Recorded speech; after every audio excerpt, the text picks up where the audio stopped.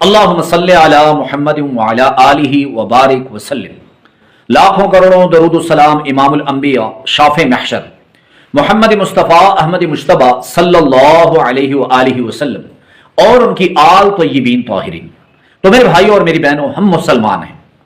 جادو، جنات، نظر بد، یہ چیزیں موجود ہیں، اس کا وجود بھی موجود ہے، اور اس پہ یقین کرنا اس لیے ضروری ہے کہ ان تینوں چیزوں کا ثبوت قرآن و سنت سے ہے، ان کے حوالے قرآن و سنت میں ہے، قرآن کی آیتیں اس پہ دال ہے، اس پہ دلیل ہے کہ ان تین چیزوں کا وجود بھی موجود ہے اور ان علاج بھی موجود ہے۔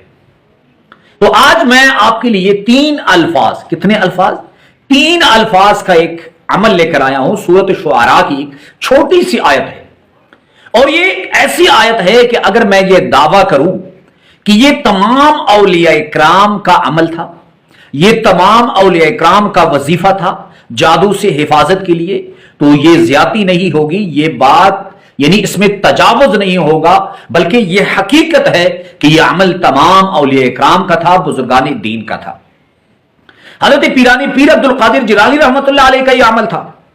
ان کی زبان ان جادوگروں کی جادو کی وجہ سے بند ہوئی، عربی زبان جو ہے وہ ان کی زبان سے جاری نہیں ہو رہی تھی۔ پھر آقا نبی کریم صلی اللہ علیہ وسلم خواب میں تشریف لائے اور اس کے بعد حضرت کی زبان مبارک جاری ہوئی، ان کی زبان پہ عربی جاری ہوئی۔ تو میری غرض یہ ہے کہ جب حضور نبی کریم صلی اللہ علیہ وسلم پہ جادو ہو سکتا ہے، اگرچہ علماء کہتے ہیں وہ جادو اس لیے ہوا کہ امت کو بتانے کے لیے کہ ہاں بھئی جادو کا وجود ہے، لیکن آپ نے گھبرانا نہیں، اس کا علاج بھی اس قرآن میں موجود ہے۔ بہرحال اگر آپ جادو کے مریض ہیں اور آپ تھک گئے ہیں اپنا علاج کراتے کراتے اور کوئی راستہ آپ کو نہیں مل رہا، تو پہلی تو ایک ہدایت سن لیں کہ آپ جس سے بھی علاج کرائیں، پابندی اور مسلسل اس سے علاج کراتے رہیں۔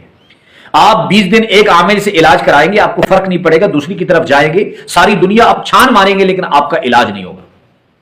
دوسرا، اگر کوئی عامل آپ کے جادو کا توڑ بھی کر دے، کیا کر دے؟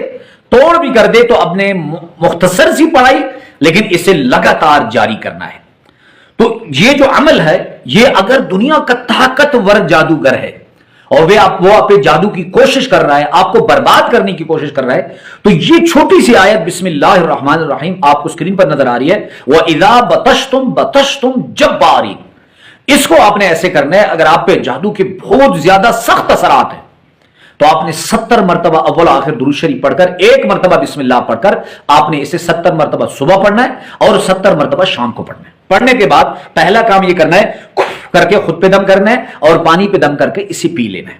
اور میں آپ کو گارنٹی دیتا ہوں کہ اگر وہ جادوگر دنیا کا بڑے سے بڑا سامری جیسا جادوگر ہے، آپ اس عمل کو کرتے رہیں تو یہ جادو اس پہ پلٹ جائے گا۔ وہ آپ کا کوئی رشتہ دار ہے، کوئی عزیز ہے، آپ سے حسد کرنے والا ہے، تو اس عمل کو کرنے کے بعد وہ آپ کے قدموں میں آ کے گریں گے۔